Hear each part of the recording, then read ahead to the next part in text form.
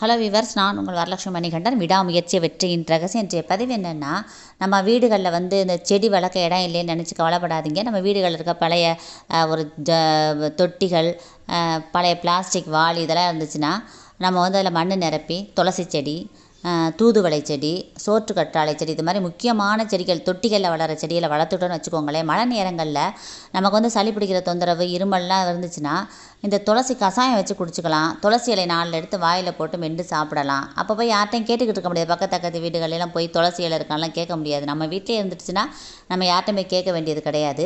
அப்புறம் சோற்று கற்றாழை வீட்டில் அவசியம் வழங்க. நமக்கு ஃபேஸ் க்ரீம் ஆலிவேரா ஜெல் தான் வெளியில் கடையில் வாங்குறீங்க.